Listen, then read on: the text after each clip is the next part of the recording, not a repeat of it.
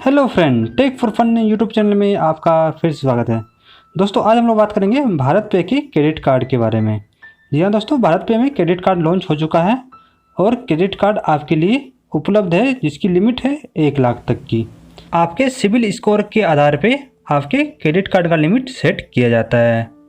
यदि आप इंटरेस्टेड हो क्रेडिट कार्ड लेने के लिए तो आप एक बार ये वीडियो को अंत तक ज़रूर देखें, क्योंकि इस वीडियो में आपको मैं बताऊंगा कि इस कार्ड के टर्म एंड कंडीशन के बारे में और साथ ही जो हिडन इसके चार्जेज है उसके बारे में इसके बहुत सारे हिडन चार्जेज हैं और इसके बहुत सारे फीचर्स हैं जो आपको टर्म एंड कंडीशन पेज में नहीं मिलेंगे। मैंने पर्सनली कस्टमर केयर के साथ और इसके जो चैट एग्जीक्यूटिव हैं उनसे बात करके ये सारी चीज़ें पता की हैं। तो आप एक बार अगर इस वीडियो को देख लेते 2 या 4 मिनट की वीडियो होगी तो आपको क्रेडिट कार्ड के बारे में सारी इन्फॉर्मेशन मिल जाएंगी। उसके बाद चाहे तो आप अपना क्रेडिट कार्ड मंगा सकते हो। मैंने जो क्रेडिट कार्ड ऑर्डर किया था उसके बारे में how to apply credit card बना के एक वीडियो में अलग से डाल दूंगा, आप चाहे तो वो वीडियो भी देख सकते हैं। उसके लिए आप हमारे इस चैनल को सब्सक्राइब कर लीजिए ताकि आपको अगली नोटिफिकेशन आसानी से मिल जाइए। तो चलिए इस वीडियो को शुरू करते हैं और जानते हैं कि इसके टर्म एंड कंडीशन पेज में क्या लिखा हुआ।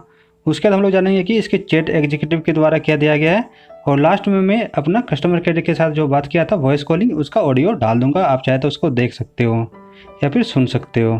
तो चलिए अपने सबसे पहले तो अपने चलते हैं इसके टर्म एंड कंडीशन पेज के लिए। उसके लिए हमें क्रेडिट कार्ड में जाना होगा और क्रेडिट कार्ड में आपको यहाँ पे लिमिट दिखाएगा, जैसे कि हमें 25,000 का लिमिट दिखा रहा है। यहाँ पे मैं ओके कर देता हूँ। आप मोर नाउ में जाके यहाँ पे देख सकते हो कि 40 लाख से ऊपर की यहाँ पर ऑफलाइन शॉप और स्टोर है जहाँ से आप भारत पे के कार्ड से शॉपिंग कर सकते हो और लगभग सारे ऑनलाइन शॉपिंग में आप इसे यूज कर सकते हो। और अगर बात करें कि आप इसमें पेमेंट कैसे करोगे तो इसकी मंथ की जो बिलिंग होती है वो 1 तारीख को ही हो जाती है। मंथ की 1 तारीख को इसकी बिलिंग हो जाती है और आप इसे हर 5th मतलब मंथ के 5वीं तारीख तक इसको पेमेंट अगर कर देते हैं तो आपको 0% इंटरेस्ट लगेगा और अगर उसके बाद करते हैं तो आपको कुछ पेनल्टी लगेगा। ये हम जाके आपको टर्म एंड कंडीशन पेज में बताएंगे कि कितनी % पेनल्टी है और कितने चार्जेस एक्स्ट्रा लगते हैं अगर आप पे नहीं कर पाते हैं अपने ड्यू अमाउंट को। तो चलिए अब हम लोग चलते हैं इसके टर्म एंड कंडीशन पेज में। तो यहाँ पर देख सकते हो बी नंबर में है term and condition for credit card.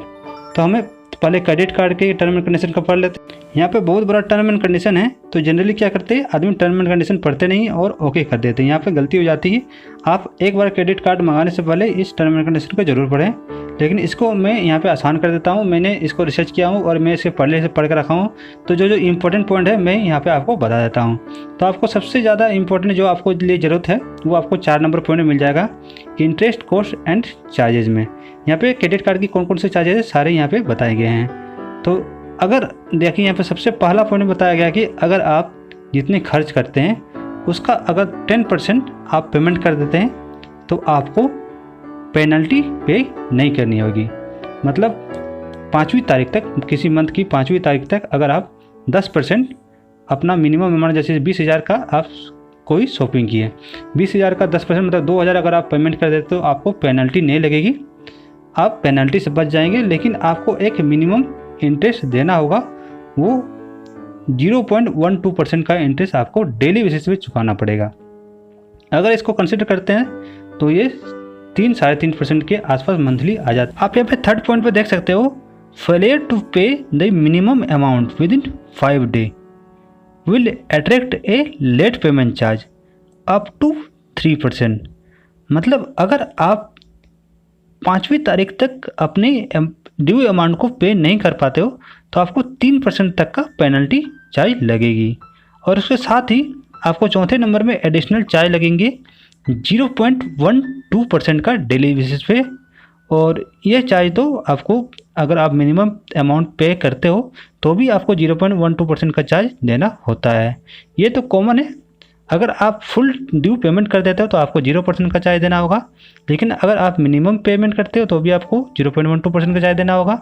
और अगर आप लेट पेनल्टी आपको लग भी जाती है तो भी आपको ये 0.12% का चार्ज डेली बेसिस पे देना ही होगा। तो सबसे अच्छा है कि आप फुल ड्यू पेमेंट कर देते हो तो ही आप क्रेडिट कार्ड के चार्ज से बच सकते हो। और साथ ही आपके इंटरेस्ट के ऊपर 18% का GST भी आपको पेमेंट करना पड़ेगा। ऐसे तो और भी बहुत सारे पॉइंट है आपको बताने के लिए, बट आप चाहे तो यहाँ पे पढ़ सकते हो। मैंने मोटा मोटा आपको जो इम्पोर्टेंट पॉइंट था वो मैं आपको बता दिया। ये तो था इन्फॉर्मेशन जो हमें टर्म एंड कंडीशन पेज में मिल गया है। अब हम भारत पे के चार्ट एग्जीक्यूटिव एजेंट के द्वारा जो इन्फॉर्मेशन दिया गया है वो आपको एक बार दिखा दें। तो हमें यहाँ पे कुछ पॉइंट मैसेज किया गया है, जैसे कि कार्ड का जो लिमिट होता है वो अप टू 1 लाख होता है और डिपेंड अपॉन आपके सिविल स्कोर के ऊपर आपको यहाँ पे लिमिट मिलता है। और कैश लिमिट जो आप कैश विड्रॉल कर सकते हैं वो कार्ड लिमिट का ओनली 20% होता है। और वही बिलिंग डेट की बात करें तो जो पूरे मंथ की बिलिंग है 1 तारीख से 31 तारीख तक का, उसका बिलिंग डेट 1 तारीख को उसके अगले मंथ में आ जाएगी। और आपको 5 तारीख से पहले कम से कम मिनिमम अमाउंट ड्यू जो कि 10% है आपके टोटल खर्चे का, उसको पे करना होगा पेनल्टी से बचने के लिए। बाकी तो आपको इंटरेस्ट रेट जो लगेगा वो मैं आपको टर्म एंड कंडीशन पेज में बता दिया था 0.12% का, वो तो आपको लगना है अगर आप मिनिमम अमाउंट पे करते हैं। अगर फुल अमाउंट पे करते हैं तो आपको वो नहीं लगेगा। वैसे तो मैंने सारे इन्फॉर्मेशन आपको बता दिया हूँ, लेकिन फिर भी अगर आप अपने कस्टमर केयर एग्जीक्यूटिव से मैंने बात किया था उसका ऑडियो सुनना चाहते हैं तो आप यहाँ पे बने रह के सुन सकते हो। चलिए मैं डाल देता हूँ उसको। एक्सपीरियंस एग्जीक्यूटिव को ट्रांसफर कर रहे हैं। यह कॉल प्रशिक्षण और प्रयोजन के लिए रिकॉर्ड किया जाएगा। नमस्कार, भारत पेमेंट में आपका स्वागत है। मैं शारिका पे किस प्रकार सहायता कर सकता हूँ? हाँ सर, मुझे क्रेडिट कार्ड के बारे में थोड़ा इन्फॉर्मेशन चाहिए। वो अवेलेबल दिखा रहा है मेरे अकाउंट में, और लेकिन मतलब क्या चार्ज है उसका, सर उसके रिगार्डिंग मैं आपकी बिल्कुल सहायता करूँगा। मतलब क्या इंटरेस्ट रेट क्या है और एनुअल चार्ज क्या है, ये मैं पता करना चाह रहा था। सर मैं आपको बताता हूँ सर, जो होता है सर आपके क्रेडिट स्कोर पर डिपेंड होता है सर। आपका लिमिट उसकी 25,000 रुपये होती है सर। आपका क्रेडिट स्कोर कम 10,000 या 15,000 की लिमिट मिल सकती है सर। अच्छा, मतलब 25,000 दिखा रहा है, उससे कभी कम भी मिल सकता लिमिट? जी सर, आप डिपेंड होता है सर। अगर आपका क्रेडिट स्कोर अच्छा रहता है तो आपको 25,000 की लिमिट मिलती है। अच्छा, तो अभी आप नहीं देख के बता सकते हो कितना का लिमिट बता रहा है मेरे अकाउंट में? नहीं सर, आपको उसके लिए अप्लाई करने आपको अपना पैन कार्ड नंबर और आपका area pin code number apply करना होता है। एनुअली चार्ज क्या है ये मैं जानना चाह रहा था। जी सर, उसके ऊपर चार्ज नहीं होता है। जो भी आपका अमाउंट होता है सर, जैसे कि आप स्वाइप करते हैं सर, अमाउंट यूज कर लेते हो जी, जैसे कि आपको पा कर लेते हैं सर। ईयर एंडिंग का आपको जैसे कि मंथ एंडिंग के 1 तारीख से लेके अगले मंथ 1 तारीख से लेके 30 तारीख के बीच में आपको अमाउंट यूज करते हैं सर। 1 तारीख को PMI लेके जनरेट होता है सर। 1 तारीख लेके 5 तारीख कर देना होता है सर अमाउंट। अच्छा, अगर मतलब एक तरीके से अगर आप फुल अमाउंट पे करते हैं तो सर 0% चार्ज होता है सर। क्या पे करेंगे तो डेट पे करेंगे तो? अगर आप सर नहीं सर, अगर आप फुल अमाउंट एकदम पे कर देते हैं सर, जी सर अगर अमाउंट एकदम पे कर देते हैं तो सर आपको 0% होता है सर चार्ज। जी जी जी सर, अगर आप उसमें से मिनिमम अमाउंट पे करते हैं तो 1% चार्ज होता है सर। मिनिमम अमाउंट कितना होता है? मान लीजिए मैं 10,000 खर्चा किया मंथ में, सर क्षमा चाहूंगा सर, आपका बिल जनरेट कर मालूम होता है सर। अच्छा, वो बिल जनरेट होता है तब पता चलता है कि कितना मिनिमम अमाउंट है। जी सर। और जैसे कि इससे कैश निकाल सकते हैं, जैसे लिमिट जितना है मैं चाहूँगा कैश निकालूंगा। सर क्षमा चाहूंगा सर, वो आपको उसके अंदर दिखाई देता है सर, ऐप के अंदर उसका लिमिट।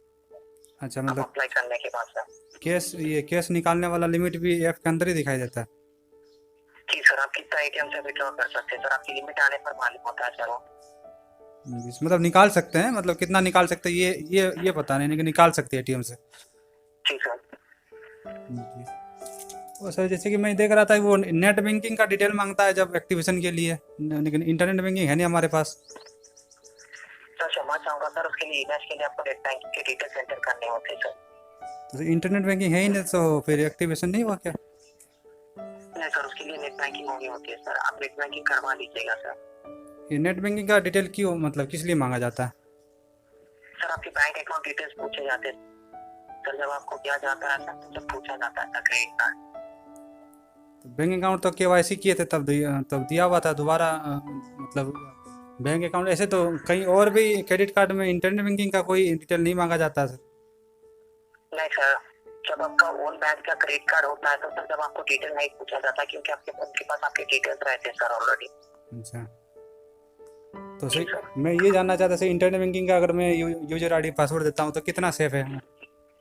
क्योंकि सर वो तो बैंक वाला ये बोलता है कि अपना इंटरनेट बैंकिंग का यूजर ID पासवर्ड किसी के साथ शेयर मत करिए। सर हम शेयर नहीं किया जाता है सर, आपका ईमेल प्रोसेस होता है सर, ईमेल प्रोसेस के लिए कहा जाता है सर।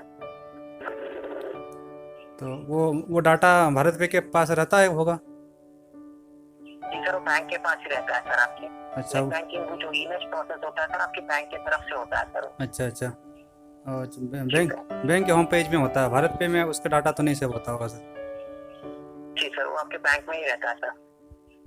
जी सर, ठीक सर। और कोई डिटेल मांगा जाता है सर क्रेडिट कार्ड इशू करने में? जी सर, और कोई डिटेल मांगा जाता है क्या इंटरनेट बैंकिंग के अलावा कुछ और? नहीं सर।